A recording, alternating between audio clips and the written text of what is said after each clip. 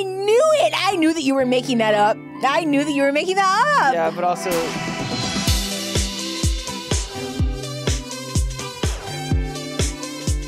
just have such a sensitivity to the ring lights.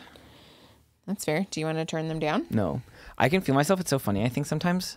Do you think I mask? Yes. Oh, really? Bit. Yeah, I think I do.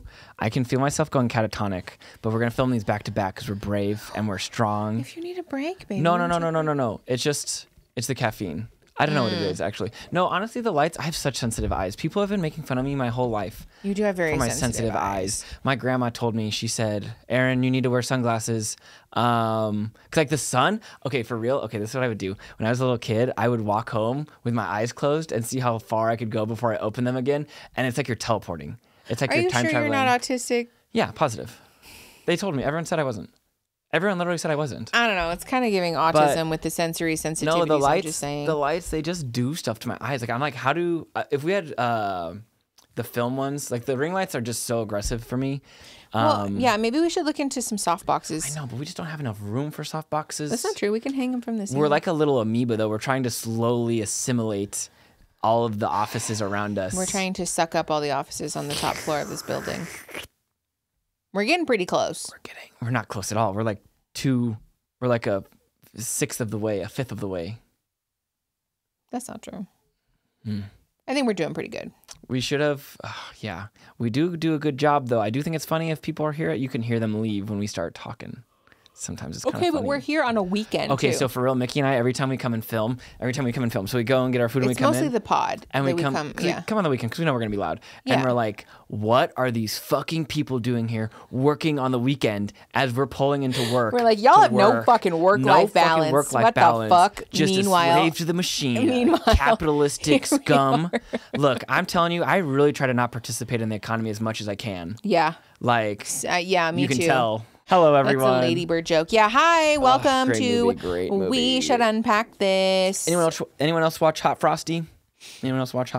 I did. I was lied to. We watched it together, so yeah, I thought it was going to be a lot more. I was told that it was going to be smutty, and it was not. Also, that dude, I didn't realize that was the dude from Schitt's Creek, the doctor. Yeah, what is his name? I don't fucking know. Not Mutt. I don't remember his name. No, it's not Mutt. Alexis and... I don't know. Chad. Yeah, he does look like a Chad now, though. He does a little. It doesn't matter. The movie, honestly, wasn't the worst. I appreciated that it was like very self-aware and tongue-in-cheek. Yeah, thank God, because otherwise it was pretty bad. Yeah, because like the cheesy Christmas movie genre is one that I can occasionally love. Yeah, dip my toes into. Pig dipping. But like to just sort of unironically sit and watch them, like I have to sit and make fun of them if I watch them. I feel like that's the point, right? They know what they're doing. I don't know. Some people genuinely like them. But I'm like, are the people that creating these, do they know? They knew this when they knew. Yes. They knew what they were doing. Well, that's what I'm saying. It felt like it was made for me. It felt like it was made for you. They made it just for you, Punky. They did. I will say decorating the house has definitely helped with the... Woohoo! We're getting the vibes. The vibes have been pretty good. Oh, serotonin. Also, whoop, God, whoop. You got to say you hate capitalism, but you love putts. I love a good putts. Okay, but also we buy a lot of them secondhand or from the thrift stores. Or like the antique stores, I mean. We have one that is antiqued. Dana's Diner is the only one. Dina's Diner. No, you're right, because we were gonna buy one. Is it Dina's Diner? I think it's Dina's Diner. I-N-A, and then Diner, of course, but I'm saying Dinah. I think it's Dina's Diner. Dina's Diner. Dina's Diner. It's not Dinah. It can't be Dinah. That's crazy. Dina. I think it's Dina. Dina's, wow, I said it's Dina's Dinner. Dina's Diner. That's one N. Yeah. I forgot that the most recent one that we got wasn't from the thrift store because we went to the thrift store, didn't find one, and then ordered that one. So you're right. No, you're right. We tried really hard. We have 3 new ones. The hard thing too is that what we're looking for is a very specific period of time. It's gotta move. I know. Yeah, but it has so to move. Though. Or if it's like a small one, then I would appreciate the like aesthetic of it to be sort of like cutesy mid-century mod. I don't like the like super. Google Dina's Diner. It's Dinah. No, it is. I did it. Oh my God, I did it. Stop. It's Dina. It doesn't matter. It's Dina's Diner. Google that. That's kind of the aesthetic that we're going for. Yeah. We do have one that's called the Cocoa Cups, though. You can look at it. Actually, I'll link it on the Amazon storefront so you can see it. Yeah. Oh, it's so cute. I'm not gonna lie, the new one we got too, it's kind of expensive. I don't care. It's fine. You know what? Sometimes though, you just gotta buy some shit to make yourself. I console myself by reminding myself that we now have no contact with any of our family whatsoever. So we don't buy Christmas gifts or birthday gifts or anniversary gifts or Mother's Day, Father's Day, aunts, uncles, nieces, nephews. We don't buy any family. You don't get anything. Also, fuck Oprah she has put us in this predicament that we are in now. I don't know how to quantify it or whatever. Fuck Oprah for Dr. Oz. And Dr. Phil. And Dr. Phil. Especially fuck Dr. Phil. Especially fuck Dr. Phil. Fuck Dr. Phil. Okay, but hold on before we get lost on a tangent. Oh, it happened so quick. Yeah, let's do it. No, we console ourselves by reminding ourselves that we don't spend money on those things. And we aren't really gift people, so we don't super duper spend like a lot of money on gifts or anything. That's fair. So I think... I'm not gonna lie, we still it evens out. It does even out. You're right. Okay. Also, yes, that carded jacket, flannel jacket. Oh yeah, my emotional support flannel. I said buy one in every color. I don't care. I did. This is a new one. I have another one that's like a. You guys have probably seen these already. Yeah, it's like a beige, like bone color. It's like white, but like off white. Also, when you went to Philly FatCon, I forgot to tell everyone in the last episode, you went to Patty's Pub for me. I did. I was so jealous. I went to the original location that inspired the Patty's Pub, and It's Always Sunny, and I got Aaron a t-shirt. It was really cute. Mm-hmm. It was very cute in there. I'll wear it. The football game was on when I went in there, though, and so I was like... You were telling people are religious about the Eagles. They're like, it's not even a joke. Oh, it's really strange. Okay, so if you live in Philly, can you shed some light on this in the comments, please? Because I want to understand what the situation is. Camaraderie. I don't like sports. And like here, I feel like unless you're at a sports bar on a Sunday, it doesn't really touch social or public space. Mm-hmm. You can kind of avoid it, I would say, pretty easily. But there, it was like everything, every restaurant, you said the CVS and stuff, or like literally TV every on. CVS that you walk into, like TV on, but also like Fly Eagles Fly on everything, like on every Stanley Cup and keychain and shot glass and sweater, but like not just in the tourist stores. Like I understand that, but it was like your regular schmegular fucking Walgreens on this. And I was like, what is going on here? Like, is it just a thing? Were you close to the stadium? No. Okay. If you live in Philly, do you have to like the Eagles? Is that like a thing? You probably have to sign something that says. Yeah. Is it like living in Winter Haven here? You know? Oh. There's a neighborhood here called Winter Haven. You have to dress up for Halloween, or you have to decorate your house. Yeah, during wintertime, it's like everybody goes and walks around and looks at the lights and stuff. It's like, but I'm pretty sure, I don't know if this is true. I made it up in my head, but I'm pretty fucking sure when you go in there, it's like when you buy a house there. No, I'm pretty sure we've talked to people. I thought you had. Is that real? Yes. I thought I made it up in my head. No, I think that's real. Oh, okay, great. Were you supposed to share dreams last episode? Yes. I have those for you this episode. Fucking outline. Fuck notes. Fuck them. We'll figure it out as we go. That's our new outline. Or that's our new thumbnail photo. Just every time. Fuck them. That's our new life motto. It's like, fuck them. It is. It really has become. And it also, too, is protective. And also, as long as you say something as a protective factor, you can do almost whatever you want. Stop. Aaron's memeing. But for real, like we've been telling ourselves, like, don't forget, we die at the end of this. Oh my God. I have to remind myself, no one gives me a gold star at the end. No. Clearly, I haven't gotten one my whole fucking life. No. So, Who gives a fuck? If they're not enriching and it's not realistic to change that, fuck them. Fuck them. Fuck them. What are you going to do? 'em. What are you going to do? Kids, fuck them. This is the grief episode. Welcome. Fuck them. No. Pay your taxes. Don't get in trouble. We have to support our new fuck dictator. the federal government, but don't get in trouble though. Yeah. Okay. Mickey didn't hear what I said, but that's fine. Anyways, maybe you did. I did hear you. We saw a trend on TikTok that is probably going to be less popular at the time that this goes up.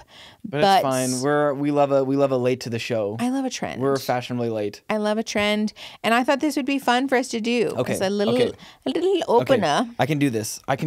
I have. Okay. We were sharing embarrassing stories. We were sharing embarrassing stories with our friend. Mm-hmm. And I didn't have any. I couldn't think of any. But then I did come up with some 2 days later. Once you uncorked it, then they all kind of started coming out. Yeah, I like to stay pretty fucking pretty wound up. Yeah, you probably can't tell a lot of times because I'm pretty cool and calm, but I'm wound pretty tight. Yeah. Yeah. That's like it's such not coming. a mystery. It doesn't come across, right? No.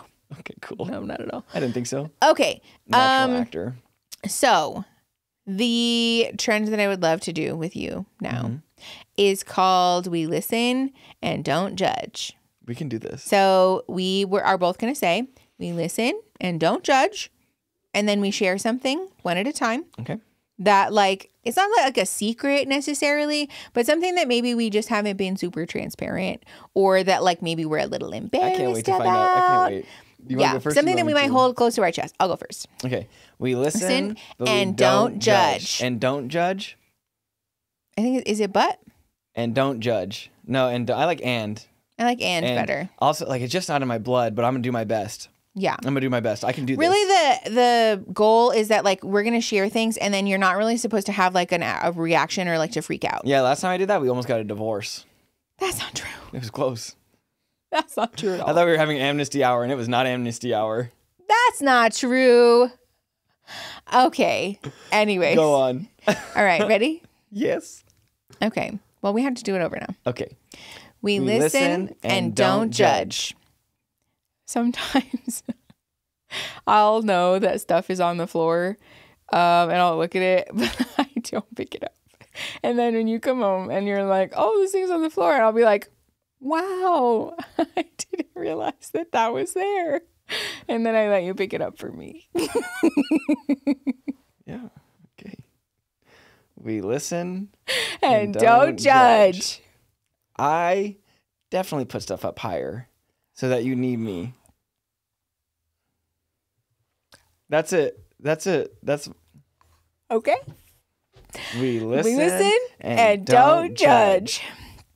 Okay, sometimes when I take a really long time in the shower, I tell you that it's because my showers take a lot of work and they're really hard, but sometimes it's just because I'm in there dancing. Because I play music while I'm in the shower to help with the time blindness, and I just also sometimes you get caught up, you know? I love that. There's nothing to judge there. I love that. That's the sweetest thing I've ever heard. Okay, great. Okay. All right, ready? Okay. We listen and don't judge. Okay. This one is embarrassing, I feel like, but we're not judging. Okay, so sometimes when it's just me by myself, I don't even need a caveat or anything. I don't care. This is what we work on a lot in therapy. Sometimes when it's just me or I have to kill time or whatever, I'll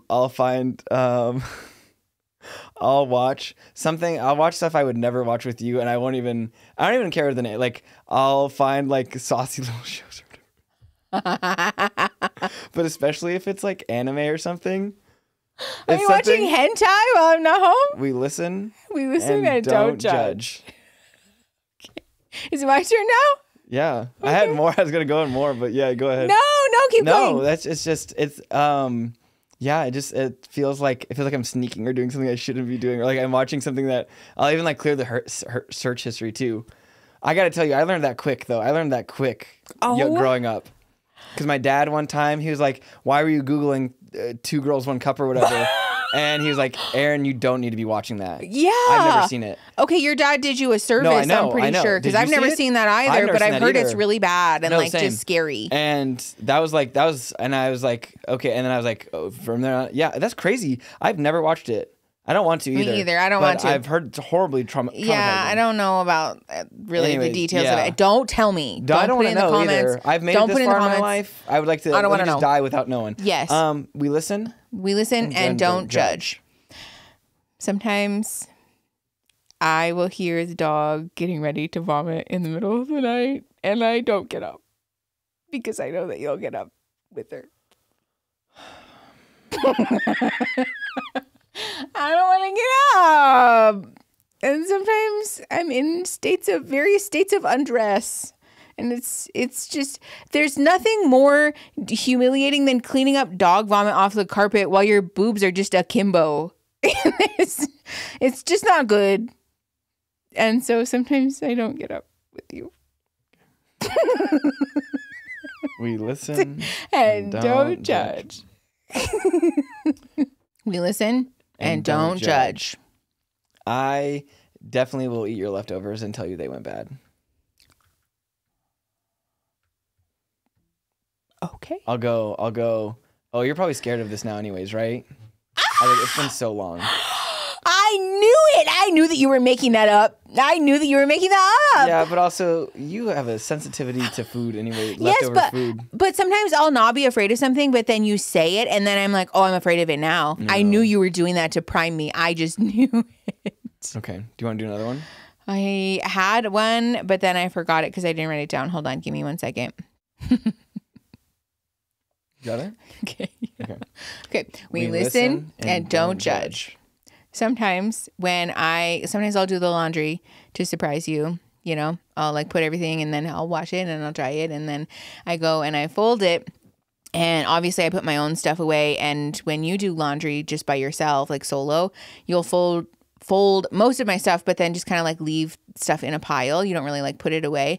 So sometimes when I put your stuff away for you and you're like, wow, that was so sweet. Sometimes I put it in the wrong spots on purpose because you don't put any of my things away. So, or like, I'll fold them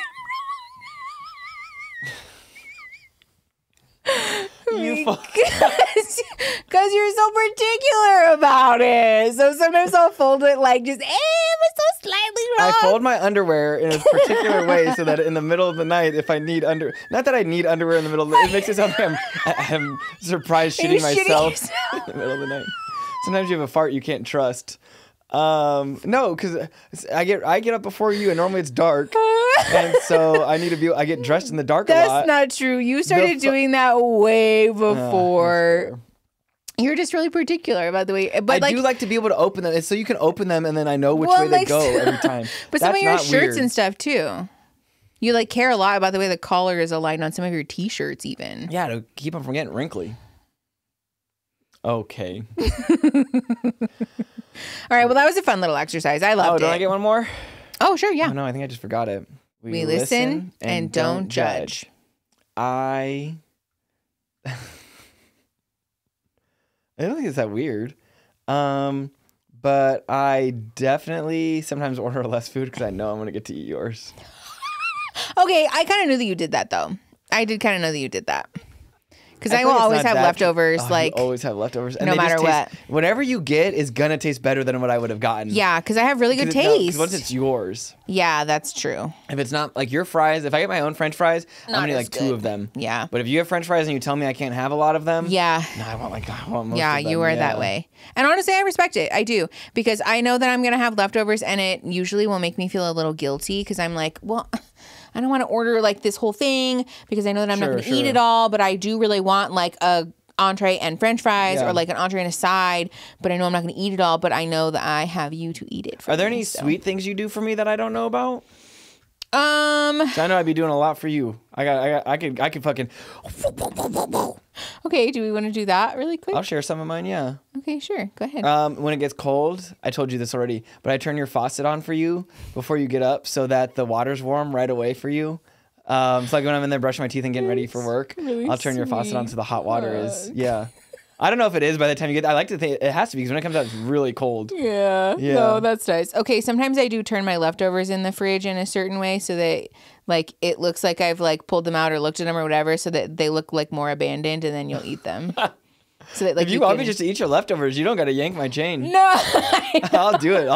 I know, but I think you like getting to like sort of sneakily have them. Clearly, I do. Yeah, clearly, yeah. Which I didn't know you were doing that. I'm wondering if it's just a thing where I just I like what I can't. Oh no, we did find out. I love what I can't have. Love what I can't have. You do like that. Love a good attachment issue. Yeah. Oh, also, I'm definitely like water patrol. I feel like I keep you hydrated. Oh, yes. Yeah. I feel like I've become water patrol for the dogs. No, how could we not? I refill that thing so freaking often. No, they drink so much water now that Savannah's better. Yeah, I also, like, I'd be taking those dogs outside once an hour when you're not home. So that when you get home, they don't they do still bother you. But so that way I can be like, no, they're gaslighting you. Ignore them. You don't need to take them out. I've already taken care of it. And that way you can just shower or change and wind down for the day. I definitely will do my best to charge your headphones for you, your AirPods, because I know you'll forget. Nice. Oh yeah, That's very sweet of you. Thank you. Also, I try and put things where I know you'll see them. Yeah, you do that a lot. I noticed that. I'd be moving stuff. And I'm very thankful for that. Yeah. You were like, oh, did I put that there? No. Anytime you think you put something there, I know you did it. No, I know you did, because I know that my ass doesn't put anything where I can see it. Yeah. It's not your fault. It's the brain fog. I also want you to know that, like, fairly often when you're not home, if I need something from up high, I will think about climbing or, like, you know, getting some, like, doing something stupid that I shouldn't be doing. And I'm like, nah, I'll just wait for Aaron, because I know he likes it. I know you like it. So I'm like, it's fine. I have to build in usefulness. Yeah. And that's not true. I would keep you anyways. That's so nice. Thank you. That's so sweet okay. of you. Let's talk about our very sad sack subject today. All right, let's get sad. Which is grieving. We talked last week about the election and some life updates. We told you guys that we were going to talk about grief more specifically this week. It feels so long ago, but it was literally like 15 minutes ago. Yeah. We batch from these episodes. Hello us in the future. In case you didn't know. Sometimes. Right now we are. Right now we are. I don't know why you need to know that. We like to really we're breaking the fourth wall. The immersion. Really. Also, when you edit that, I wonder if you might be able to see some of the food that I just regurgitated just now. Oh. So yeah, we obviously have a fair amount of, like, collective grief going on. We talked about that last episode. I'm sure all of us. Yeah, politically, it's going to continue to be an issue, I think, that, like, especially as things advance and we get closer and closer to Inauguration Day, I think we're just going to feel... Oh, it's not stopping there. I know. But I think for a lot of people, Inauguration Day sort of serves as this, like, okay, it's official. There is no longer hope of, like, some kind of miraculous recount issue or, like... Just get rid of that shit right now. That's just gone. You're more of a nihilist than I am. I think I'm fine with that. There's a tiny part of me that is like, maybe, and I don't think that that's... Like, the logical part of my brain knows that that's not true, and that's just me sort of holding on to a conspiracy out of, like, a difficulty in reckoning with my current circumstances. But, you know, in the same way that I'm like, the delusion. In the same way that I'm like, maybe they'll just find a tumor and then they'll cut it out and then I'll be better. I have never wanted you to have a tumor so bad in my whole life. Which and is I mean it in no ill way. No, but that's a crazy, like, thing to say, and I agree. I want you to have a tumor pushing on some little vein or blood cell or something. Benign, like, just a little guy, some kind of strange little growth in there. We'll go today. Yeah. Get it out. That would be so much better than the current circumstances. Something small and benign and relatively, like, easy to access and, you know. Do you ever have a pain or something and you're like, oh, I wonder if that's cancer? Do you all the time. Oh, really? All the time. That makes me feel so much better. Me too. Yeah. No, but I know about myself too that I'm, like, very much a health hypochondriac. That's fair. Like, I sometimes wonder if I might have a touch of the OCDs a little bit. Oh, I feel like definitely. Yeah. Yeah, because I meet a fair amount of the diagnostic criteria. I told my therapist that, actually. Oh, and you know what she funny. Said? Yeah, and she was right for this. She was like, no, Mickey, let's not do that. She was like, let's not add any more labels. You don't need to be doing that. She's like, I think we have enough to deal with right now. Honestly, she was so real for that. That was, like, the only way to address that. We both got interrupted. Yeah, I got interrupted in therapy too. Yeah, my therapist was just like, Aaron, I'm just going to stop you there. It's shame, dude. He's like, it's really just shame. You're having a shame response. It's really, like, it's not that deep. He's like, it's not that serious. He said, it's pretty straightforward, actually.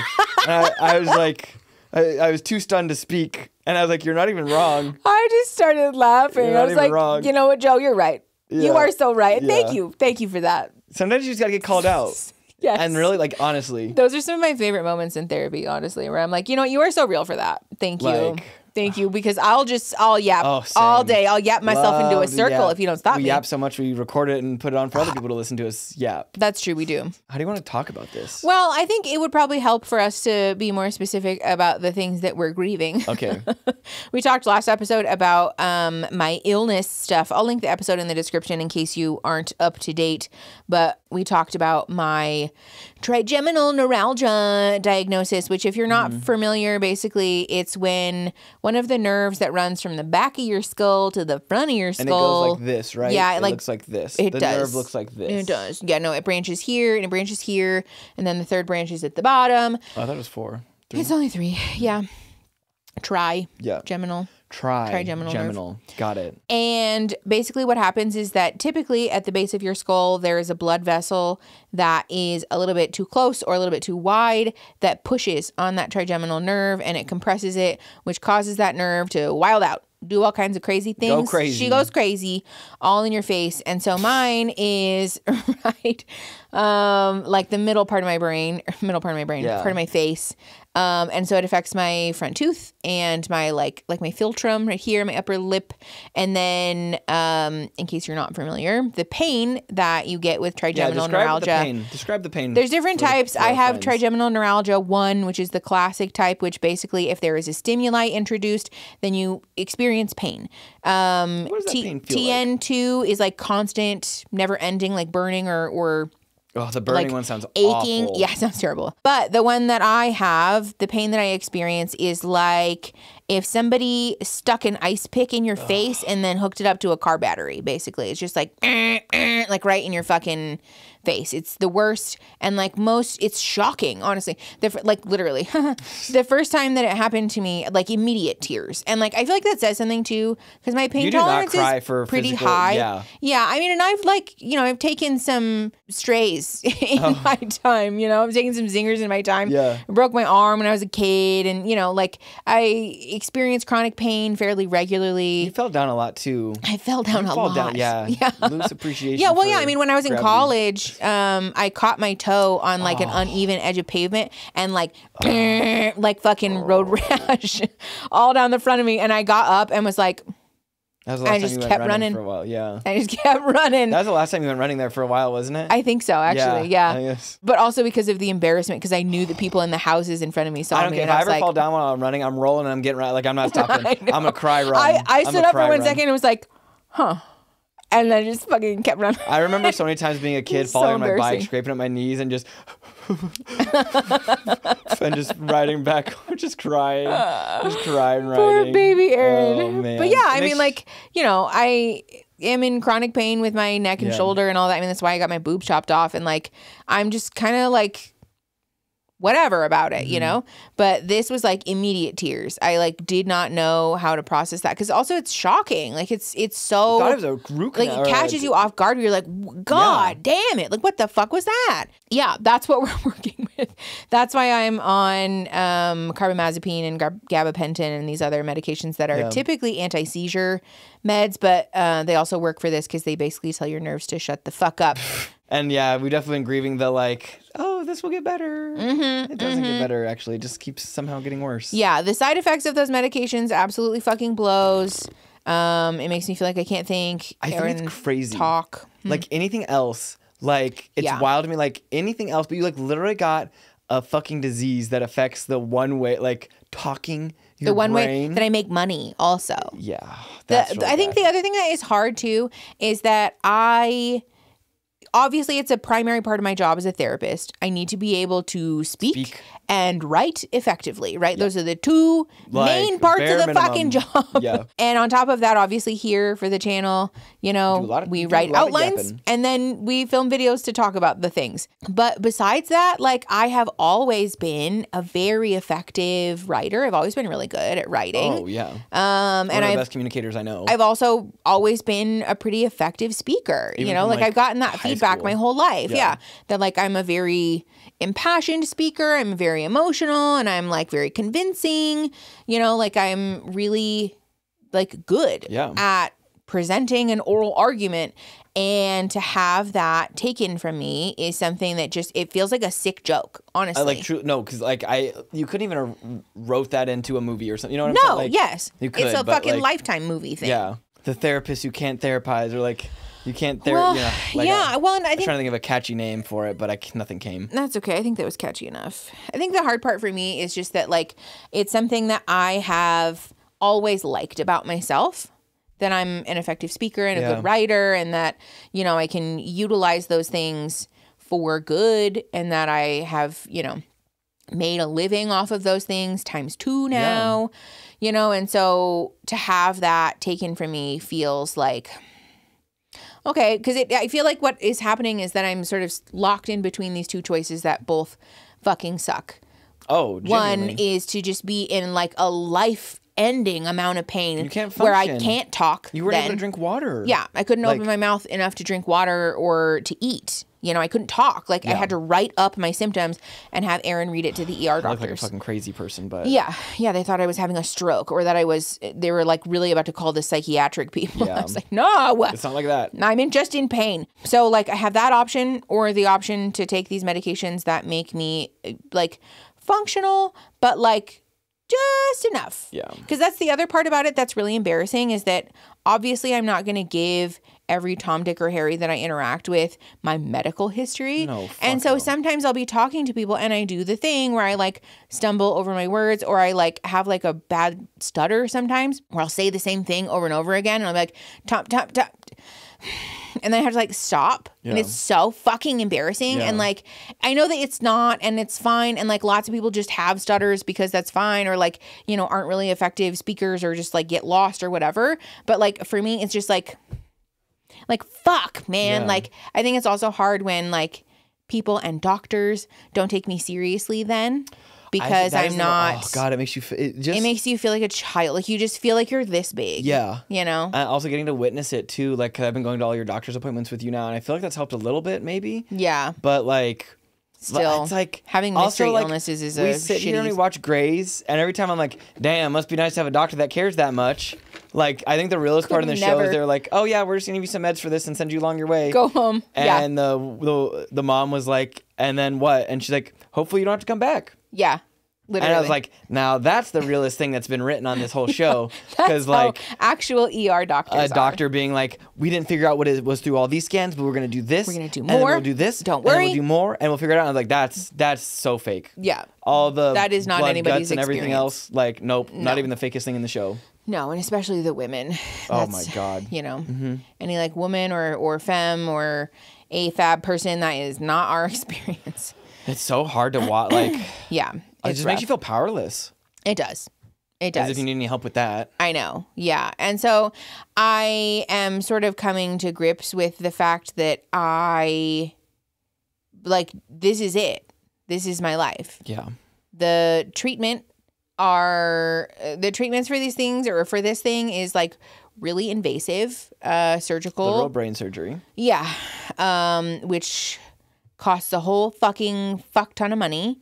Or some other things that are ever so slightly less invasive, but less likely to work. And like they're newer. And so it's like recommended that you have like an expert in the field perform the procedure, which like fucking good luck getting a hold of any neurologist, let alone, you know, like like a well-regarded one that's like has awards and, you know, the whole thing. Yeah. Like that's not no Derek Shepherd for you.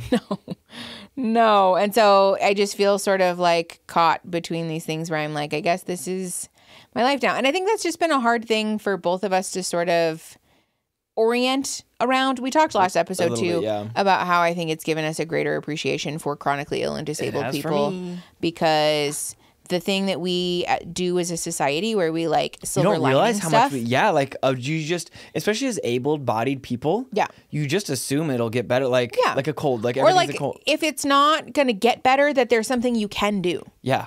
And there's not. And like, nope, actually, there's not. There's not. And the thing that is hard is that like obviously that's painful for me, right? I'm not jazzed about that thing being true, but what's even more uncomfortable is telling the people that you love about it and witnessing their discomfort and feeling an impulse to caretake them about like, well, but you know, I'm doing okay, and like I'm not doing okay. Actually, like performance to like make the other person feel better. Yes, because people are really uncomfortable with the answer of like, no, it will not get better. And no, I'm not doing okay. You know, like that's just the truth. And people sort of like reel away from you in this sort of shock and horror of like, I have to like genuinely remind myself and like come back to like, this is not like, oh, like just one more, like it's not like going and getting your MRIs. Fixes it's anything. Like, oh, just one more thing. Like we get these and then we get whatever and then you're better. You know, like we might have just done these you might have just had to sit in there for 2 hours for nothing. You know? Yeah. Yeah. Which I probably did, honestly. Yeah, but not for nothing, I guess, just to like rule out something, which is good. Like it's good to rule out something like MS, which is really scary, obviously.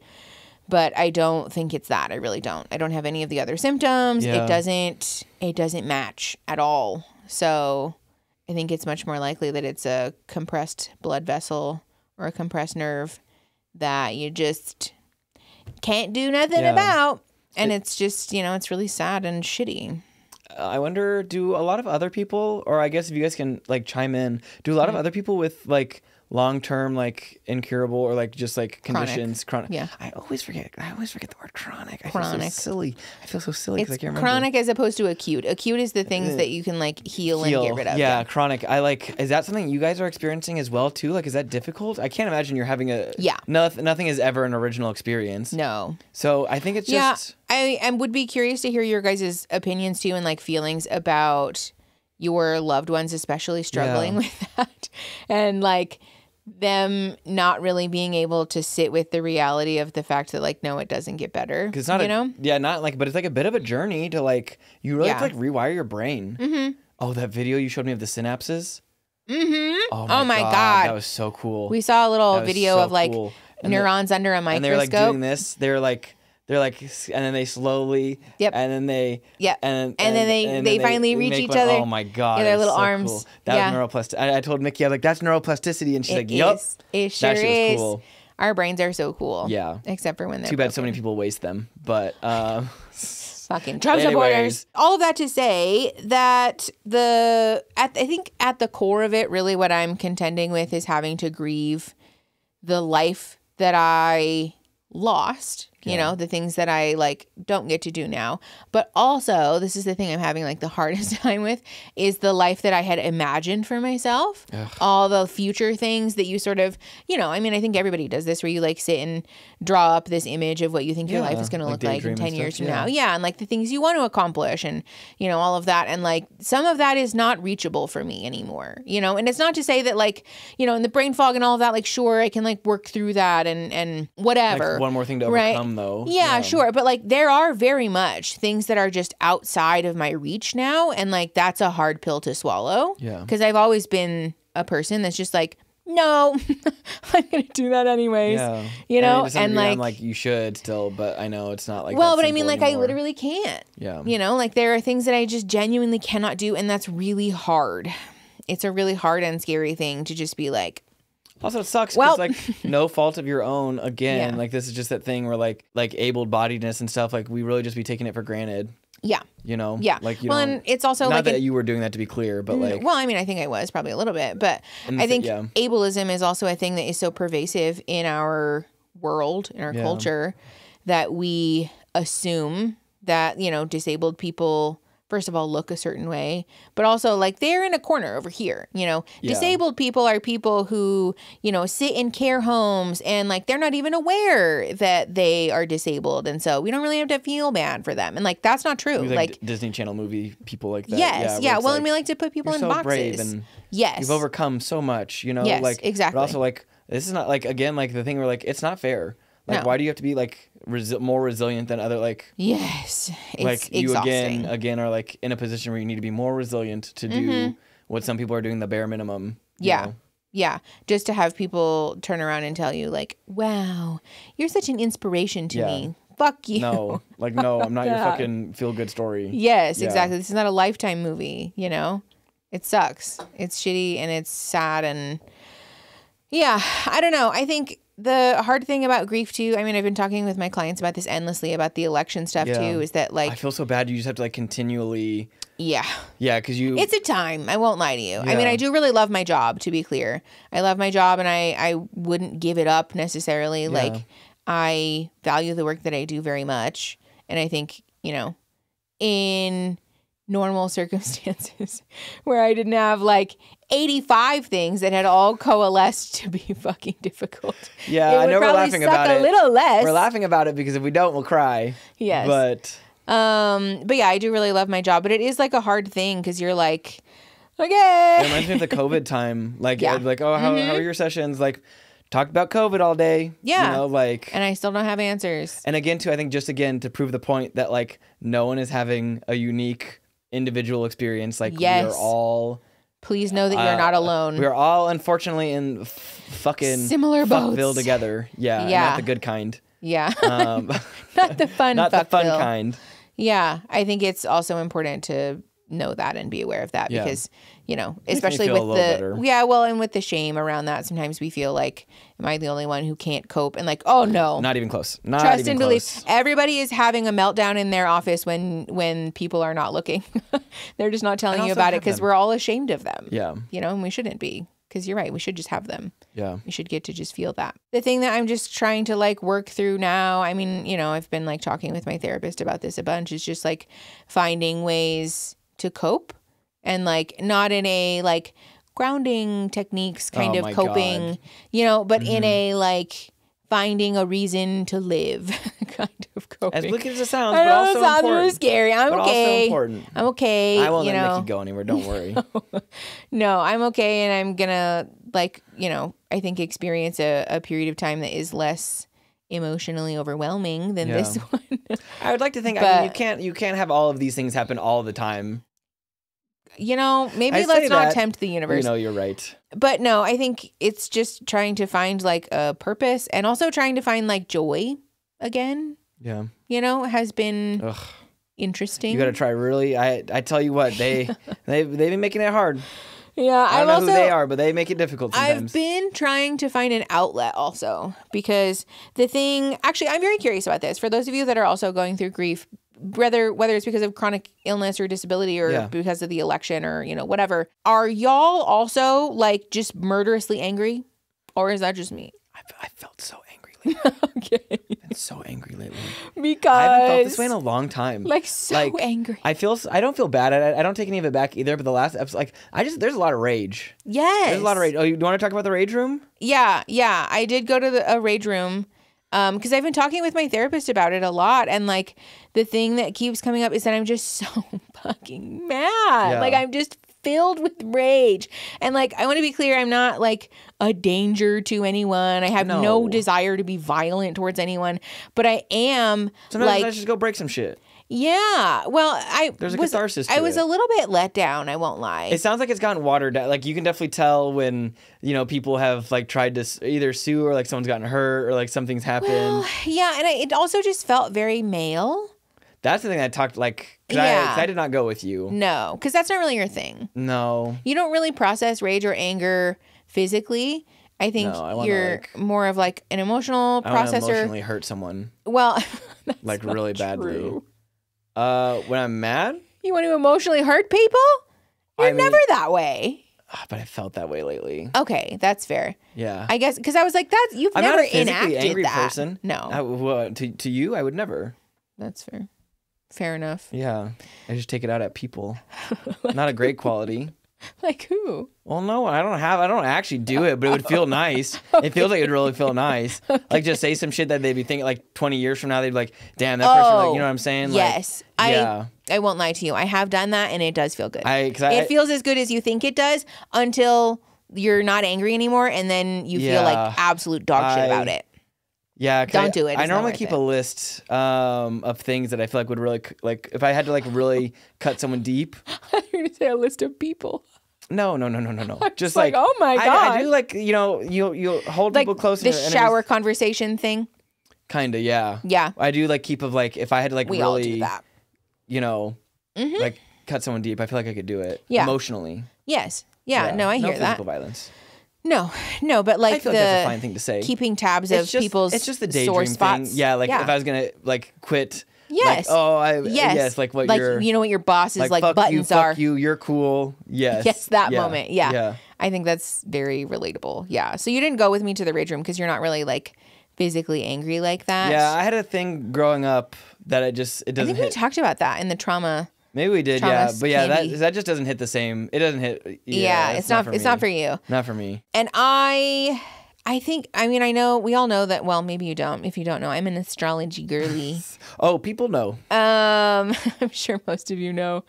But my moon is in Aries, which is a very like physical, you know, like sign. Yeah. And so I do think, love. I mean, that's also why I love running, right? Is that it's a vehicle for me to just like, Yeah, I have to do no, trust me, something I about know. it, you know. But I went to the rage room and I was kind of disappointed, honestly, both because it felt very male, right? The whole thing is just very like aggro, But also because it's basically like a room filled with trash, but like on the floor. Yeah, the floor part is weird to me. What Really weird. I really like is this comes up for me sometimes while I'm running, especially because I mostly listen to like angry music when I run because I find it propels me to run, faster. It's your gas. If I'm listening to like happy-go-lucky music, then like I'm walking, or I want to strut.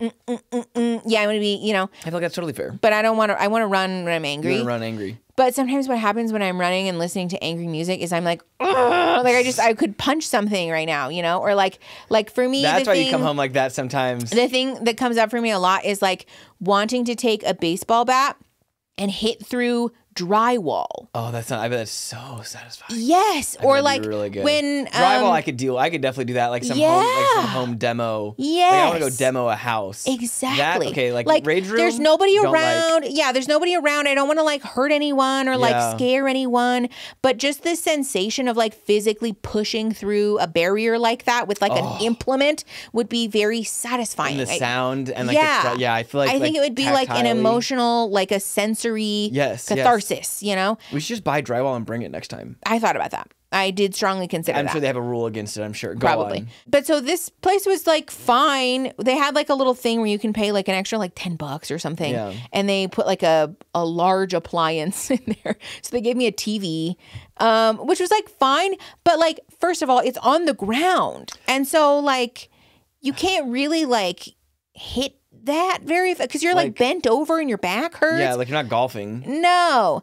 And they only gave me a crowbar. They didn't give me a baseball bat, which I was really bummed about. At the bare minimum, it should be a baseball bat. Or you should get to pick, I feel. Yeah, like fucking I would love the option. Like, let me choose like a hammer, a crowbar, or a baseball bat. Like a sledgehammer would be not literally. Even, like, that'd be like top tier. Like even if you had to pay for it, I feel like can I upgrade $10 for the fucking baseball bat? Yes. Let me do that. Game?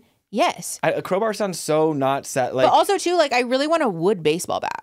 I want a wood baseball bat through drywall. I want to break. Okay, now you're kind of selling me on it. Well, you see? If it was a house, I want to demo a house. Like, I want to break something down. I don't want to just beat a fucking inanimate object. Yeah. Well, that was the other thing, too, is that, like, there was a couple of moments where, like, you start to, like, get emotional. And, like, that's what happens for me, too. Like, when I broke down that recliner to fit it in the trash can, like that was for a purpose. First of all, but also it was like, I don't know, like because wood like crunches and like actually smashes. Trying to break or like hit metal is like not cathartic for me because first of all, it like rings back up through the crowbar if you hit it at the wrong angle and it hurts your hands. But also the gloves they gave you were like really thin, so I still have blisters on my hand. The gloves they gave you, that's crazy. They were talking about keeping people safe, but they were the little fucking thin mechanic gloves. Because I truly was anticipating like the dad like leather garage gloves, and they were not those. It was literally like stretchy. At that point, I'm like, should you have just brought your own? Really thought about it.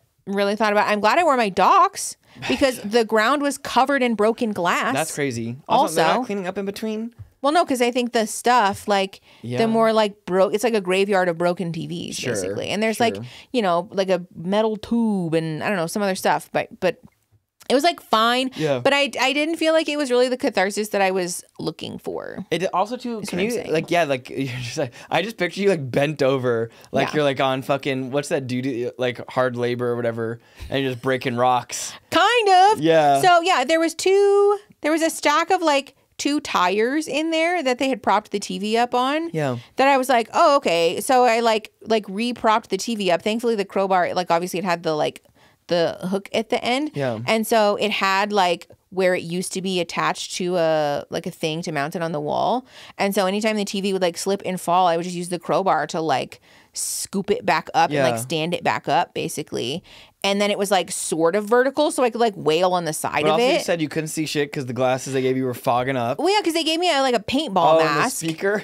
Oh my God, they gave me a paintball mask that like obviously I'm heavy breathing, and so there's like fucking my own spit congealed in the, not congealed, but like all fucking in the in the eye part of the mask. So they're very serious. There's a camera trained on you at all times, which like fair for security and safety reasons. Yeah, sure. But they're very serious about like if you take that mask off while you're doing shit, game over. Like we're gonna pull you out of there, so don't do that. And so I'm like, fair, but I can't see, I dog. feel like that's more dangerous. This is a safety hazard. Yes. I'm going to fall down. I would be more mad about that because I can't see my immediate surroundings. So I had to like with these stupid fucking like the plastic lined little gloves, I like pulled my mask away from my face and then like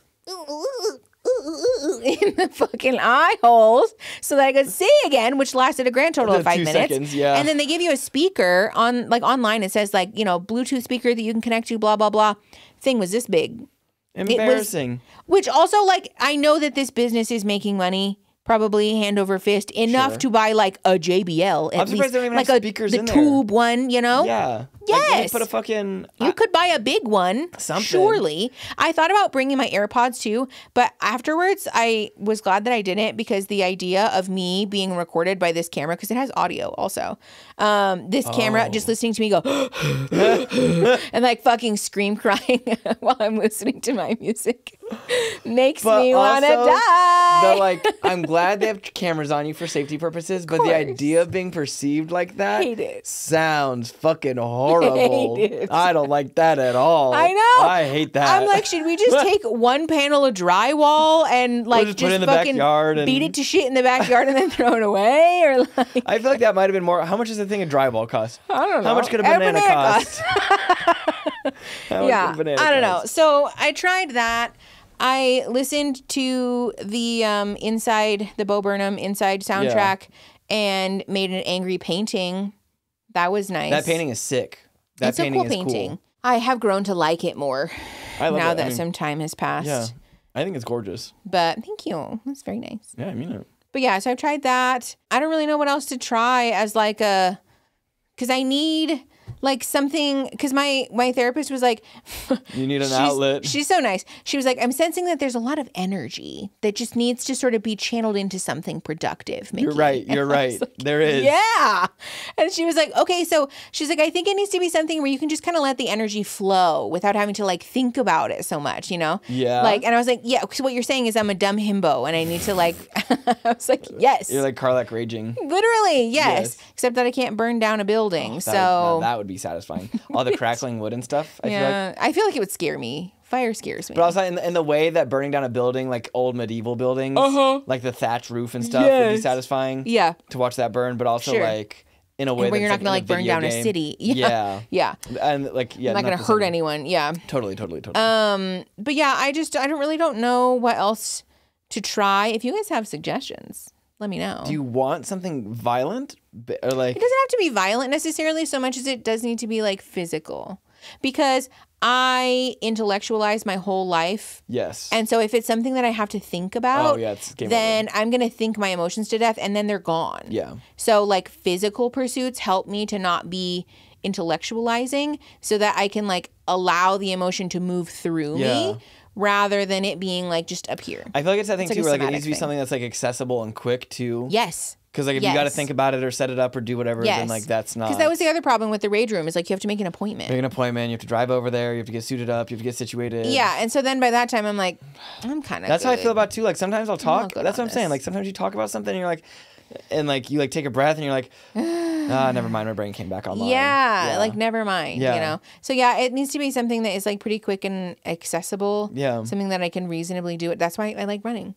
Oh, dude. Because I'll get mad, work myself up at home, and be like, you know what, I gotta go. I'm out of here. I'm going for a run. Goodbye. Yes. You know. So yeah, let me know if you guys have suggestions about that. We do have some other grief stuff though. What do we have?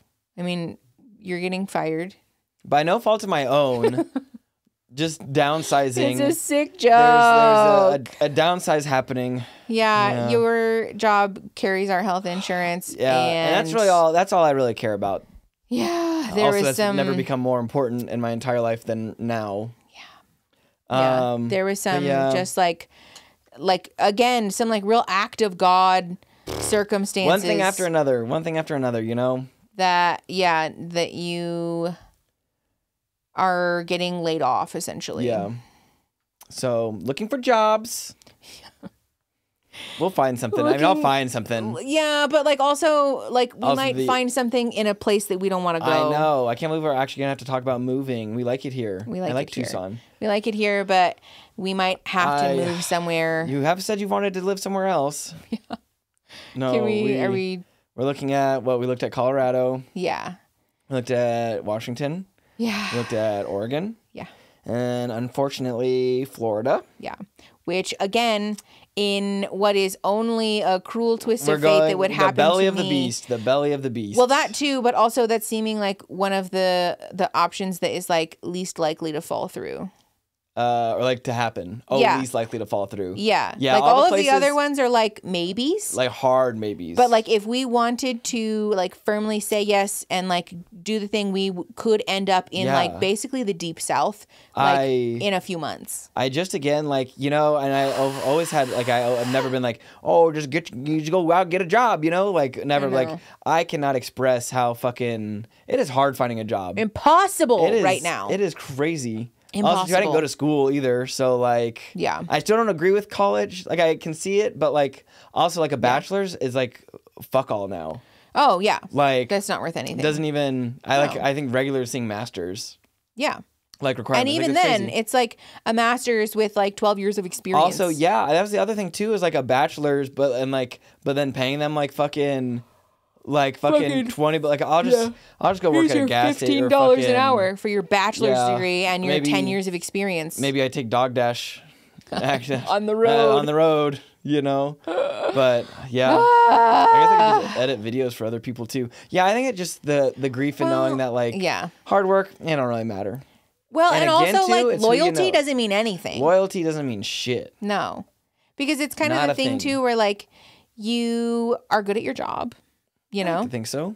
I do okay. Clearly everybody else does because they work you to death. It's true. It's true. And even though you did everything right and you like did what you're supposed to, never late, you worked hard, you did all the things, you made friends with all the right people. Yeah. You're still getting fucked just like everybody else. Yep. It's like the A-star student thing where like, why did we do this? No, literally. Why did we fucking do this? Yeah, that's like the me not going to college and you going to college and like. Yes. Well, that's the other thing. Yeah, that's hard too, is that like we're both kind of in similar situations of like, where do we go from here? Like, how do we move forward from this in a way that doesn't feel like I'm throwing away all of the work that I've put in my whole life? That song, The Next 30 Years, man. Not with hope, though. Not, yeah. Is that song about kids or something? What's that song about? You know that song. It's actually a really sweet song. I like that song a lot. No, yeah. I do too. Yeah, I mean, he talks about like partying less and settling down and partying more, actually. Spending more time with his family and all this stuff. And I'm like, we are doing the exact opposite of that, actually. Party more, actually. Everyone less time with family. We're partying more. Yeah. Less responsibility. Let's just like, fuck it all. No kids. Fuck them, you know? Fuck them. That's the new slogan for the show. That would be punk. That would be fucking punk. Let's just get some spray paint and we'll leave all the art where it is and we'll just spray fuck them. I love my art. Can you imagine someone showing up here out of nowhere off the street and being Can you imagine our landlord? Did your office get fucking broken into? They didn't break anything. Just spray paint fuck them. Well, okay. Can we also talk about how like I love our office so much and it's like situated and it's so nice and now I'm like, I know. We might move. I know. And have to like fucking start from scratch. I don't know. Like at least all the places we looked at have grass and trees. Sure. So like that should be good for depression. Right? Yeah, except that we'll be closer to the East Coast. Does it actually rain that much in Washington? Does it actually rain that much there? I think it does. So we might actually have to buy seasonal affective disorder lights if we end up in Washington. We're going to get the SADs so bads. Yeah. I already have the SADs. I know, and it's summer. It's sunny here. Like, what the fuck, man? Oh, man. Yeah, I think just trying to like process through all of that stuff has been really confusing. How can it be so many things all at once? It just makes you wonder, like, did we do something? Well, I think that's the thing that is also frustrating too is having family that... You have family? I don't have any. What do you got? I still have family. They just won't talk to me. Because I'm mean. No, having family that like raised you on a set of values about like, you know, hard work and doing like the right thing. Well, and like those people never really evolved past that belief system. Yeah. And so now while we're toiling, you know, we're twisting in the wind right now, thrashing around trying to make something stick. Those people are just kind of like, well, you know, it's gonna be all right, right? I mean, it might fucking not. It might not. Aaron's good friends with his boss. Like, can he help? And like, No. He's looking for a job too. Yeah, actually, that man is worse off than Worse off, Aaron I know. is I'm glad I'm somehow. less qualified. Truly. Yeah, like it's just it's frustrating to have to explain that, like, even though I have a master's degree and we did all of the things that we were supposed to do, that everybody told us to do, wow, that like we are worse off than our parents were at our age, with no kids and less debt and more upfront investment and more preparation for this point in our lives. Yeah. Sorry, metaphorical kids we never had, but fuck them. Like, even if we had decided that we deeply wanted kids and just needed to postpone we did now, it, we would be disappointed. I would be so heartbroken because we cannot afford them. Oh, fuck no. Like, goodbye YouTube. Too, quite frankly, goodbye to the YouTube channel. Not having, well, why would we say goodbye to the YouTube? If we had kids? Had kids. Oh, yes. I was like, I like the YouTube No, channel. I love the YouTube channel. I don't want to get rid of it. That's what I'm saying. Yeah, I have to buckle down and be responsible. Really, also, but not having kids now feels like protest. Yeah, it's punk to not have kids. And I love every time I see a fucking article written by some stupid fuck boomer. Millennials aren't having kids. We killed the kid industry. Good job. Good job, guys. We did it. We killed another industry. Because we can't afford them. Shit. And they're like, and also, what's the incentive? It? I don't understand. Yeah. We're fucking poor and depressed. What do you mean? Literally. Like, but also fuck you too, guys. like, even in other countries, it fills me with joy seeing those articles. I love it. I love it. Honestly, same. Because even in other countries where they have financial incentives to get people to have kids, right? There's like socialized healthcare, and there's, tax breaks, or, whatever, like financial kickbacks for having kids. Even in those countries, the rate of having kids is down. And it's because it's a fucking depressing and demoralizing ass time also to have kids. I also saw too, I think, to replace the birth rate, it's like each family would have to have 6 kids or something. Yeah. 6 kids? That's crazy. 6? A lot of people can't afford to have like 1 or 2. Yeah. I'm like, if I don't eat breakfast, at least that's one less meal I have to pay for. Do you really think that? No, not really. Sometimes. Okay, I was like, punk, that's sad. We but can God bless egg bites. God bless egg bites from Costco. Actually, the ones? That is kind of what we're noticing, actually, is that processing through this difficult time has been small moments of joy. Yeah. One of which is the sous vide egg bites from Costco.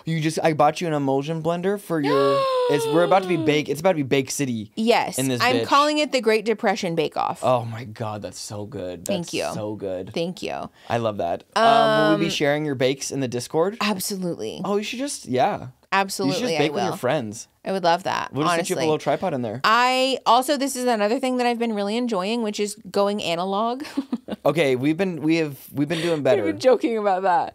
That like we are such like little digital babies. Yes. And like, playing our video games and our phones and my iPad and like all that stuff.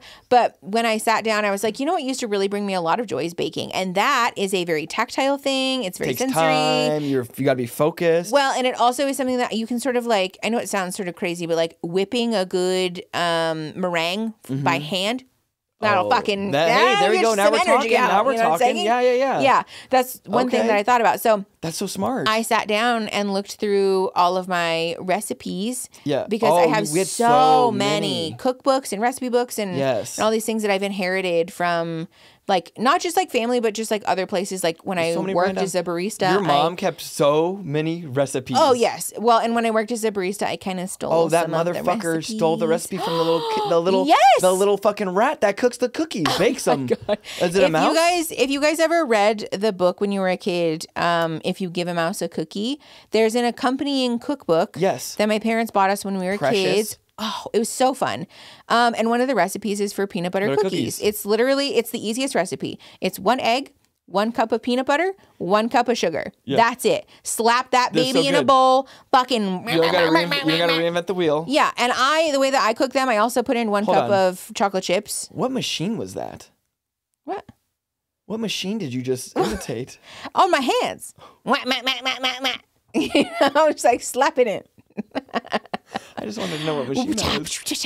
Yeah, go on. No, but when I make them, I also put a cup of chocolate chips in there because when I was a barista, I worked at a place that was like, we have this proprietary, very special cookie recipe. Lucky she lucked into that building.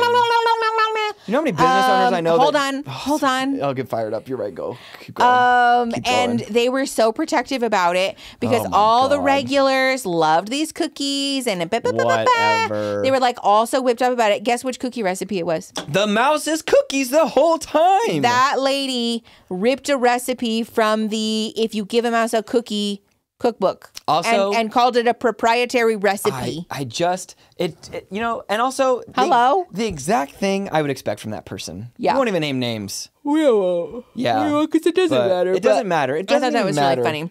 But yeah. So anyways, I've been going analog, going through all of my recipes. Thank God I learned guitar. And I'm really glad that I stole some of the recipes Me too. from that place too, because some of the baked goods were really good. You didn't steal them. You had to do them. Is that stealing? Also, it's not their recipe. Also, like, I feel like you can't steal. That's true. Yeah, because one of the things if it has 3 ingredients, I feel like you can't steal that recipe. That's just that's true. Well, but like one of the things I'm making, like what I'm going to make probably today or tomorrow, are these mini. They're like galettes. Smooches. They're like, I moved the smooches to the week of Christmas because I'm probably going to make cookie boxes for all of our neighbors. It looks like we're working in a bakery. Yes. If everything fails, we'll just open up a food. I feel like we could do food well. Yeah. Like most restaurants fail within their first year. Realistically, you and me could do anything we wanted. I do truly believe that still. I do truly believe that. As long as it doesn't involve math. Close. Yeah. No, we could do anything we set our minds to. I still have that. That spirit is still in here. Much of Aaron is dead, but that Aaron is still in there. I think that part of me is dead, but that's good that you have it because we're sort of one organism at this point. Hanging out with... Sorry, go on. Wait, what I was going to say is that what I'm making this week is these little mini galettes. They're like little mini pies or like tarts that have a blueberry... like jam on top, and then a sweet like cream cheese thing underneath. Yes. So you make like a pie crust, and then you like par-bake them. And actually, no, you don't, because it's a galette. So you don't. You just you just make a little pie crust. You slap your cream cheese in there. You slap your peanut butter, blueberry. See, this is what I'm talking about. Blueberry stuff on top, and then you just fold the sides instead of making like a pie. You just like you like fold the little sides, and then you put turbinado sugar on it, and you slap those babies in the oven, and they make like little tiny. Oh, they're so good. They're so good. It's like the perfect mix of like tart and sweet, and then the crust is like a nice little buttery element. Love. So that's what I'm making this week. I think too, speaking of us being one organism, that's something else I realized. Again, I always realize this. Whenever we hang out with other people though, I'm like, I have to actively think of a different thing to say to what my normal responses to people would be, because I know you're going to say the same fucking thing. Like, I think more than once, I don't even know if we talked about this before, more than once, we would go, yeah, oh, yes, totally agree, valid, and like this fucking machine it's like a pattern. Yes, and I'm like, oh my God. I'm like, what is Mickey not going to say? But also, isn't that just kind of the tism though? Is it? I think it is. Pattern recognition? I don't know. Well, but we also say like valid and fair a lot. See, sometimes that's where I'm like TikTok. I was like, I think that's just, I don't know, is that a thing? I feel like it is. Are you guys saying that a lot? Valid, fair? I say that all the time. Like, yeah, fair enough. Fair enough. Fair enough. Is just or like when I don't know what to say to somebody, I'm like, oh yeah, fair. Dude, when that's crazy someone and they don't fucking respond, like they don't pick up on it, I need everyone to do a better job of that. Actually, that's my request. If that's crazy you or something in real life, if you get 3 of them and like please read the signs. It's so awkward. Alternatively, I would like to challenge you in love. What if it's with people I don't like? Alternatively. Okay, challenge me. I am embracing, especially like in the safety of my autistic friendships, I'm embracing doing the autistic thing where you're like, I think I'm done hanging out now. Well, but and like people just get to leave. That's fair. But that's different. See, look, you just did it again. Okay, fine. But in my non-autistic interactions, even with like perfect strangers and stuff, I am challenging myself to conform less to the social expectation and be more honest about what I want. So maybe it's not perfectly safe to say like, I think I'm done with this conversation now, you know? Yeah. But it is okay for you to say like, oh, okay, yeah, no, I hear that. You know, I'm actually pretty tired. I'm going to get going. Or, you know, like, oh, I'm distracted. I'm just not really like up for this conversation. Whatever. Make an excuse. Yeah. You know, but just kind of like, whoop. And like be clear that like I'm not invested or interested in this conversation. So I'm going to go. I have been removing myself a lot more lately. Yeah. Like I'm going to get some water. Yes. Be back. Yeah. And you know what? I'm really tired. You know, I think, or like even just being like, you know, I just don't really, I'm like, I'm all whoop today. I'm just going to look at my phone. God, I've been doing that a lot lately. Yeah. Like, I think I'm just going to look at my phone. Like, no disrespect to you, but I'm just not really up for talking right now. My screen time has not been great lately. That's fair. This is why we're going analog. I'm telling you, read a paper book, man. It'll make you feel better. I'm really like, we need to go to the library. I spent an hour thumbing through a cookbook of traditional Mexican recipes, and it literally made my brain feel so much better. And also, I felt like kind of joyful about it. I loved is that the white person Mexican cookbook? Oh, that shit is so funny. That shit's funny. It was like translating traditional Mexican recipes for white people. But it was made in like the 90s. So it had probably earlier than that. It was funny. It was old. Good in a good way. It was like a 60s, 70s cookbook. Avocado dip. Guacamole. It had like the phonetic pronunciations underneath everything. Well, and then it would describe the recipe for something in ways that a white person would understand. So like the churros. It was fluted fritters is what I call them. And then it had churros underneath. Fluted fritters. Fluted flitters. I thought it was so funny. But no, I enjoyed it. And it was kind of fun too because I was like, you know, the way that my family cooks, I've talked about this before, is very like a little bit of this, a little bit of that. Yes. We don't measure things. So like the recipe for tamales, the masa for tamales, I'm like, ooh, like a little stressed. I don't really know how to do that. But I found like a recipe for it. So I'm like, okay, I can combine like what I remember I feel like definitely with like this actual recipe and kind of find the in-between there. I know it's not and the way. Like figure that out. But like if we could make a normal amount of them, I feel like we could actually finish them. Yes. Because I feel like we always make like 100 of them. Well, yes, that's the way. I know that is the way. I know this is the way. But our way could be our way could maybe be a little different. Yeah. I love that. As long as we hide an olive in one of them. And that, I think, is a great place to end the episode. Thank you very much. Thanks, guys, for listening to our hanging out. Talk. Let us know what your thoughts and feels are, how you're working through grief if you're doing that. Let us know what your thoughts and feels are about our recs for working through that. Especially, like, I'm very pro going analog in this time. Yeah, let's go analog. I really think, like, paper and pen and reading books and stuff, like all of that, I think is going to be really helpful for me. We painted while we were on your birthday, and that was really nice. It was so also, like, we started, and I was like, oh, I think like 30 minutes, 40 minutes has gone by. Like 2.5 hours went by. Yeah, it was like 3 hours. Yeah. And I was like, holy shit, that was awesome. Yeah, it was great. Awesome. It was really nice. You learned how to hula hoop? Oh my God, I did learn how to hula hoop. I got them. Shakira would be proud. Honestly, these hips don't lie anymore. I joke that boys are shaped like squares or like rectangles. I feel like I am. Okay, and like boys are a little bit, but you learned how to like isolate your hips. Oh yeah, I got it. It felt good. It felt good. It was so fun to watch like the progression. It was good. I loved it. It was fun. It was very rewarding. See, that's what I'm saying. Playing with silly little toys in the yard. It was great. It was nice. It's a nice emotional, like physical outlet. Good memory. Yeah. I feel happy about that.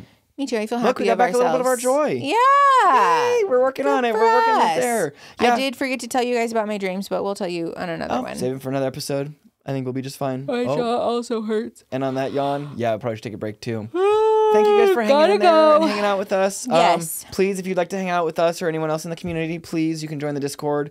$5 and up channel memberships. Yeah, either the channel memberships or the Patreon. The Snowash Blossoms are above. You can get access to the Discord server. So we love you all the most. Thank you very much. We are sending you guys so much love. Let us know what you're doing to cope and grieve. Yes. And big internet hugs if you want them. Take care, and please. We'll see you next time. Okay, bye. Bye.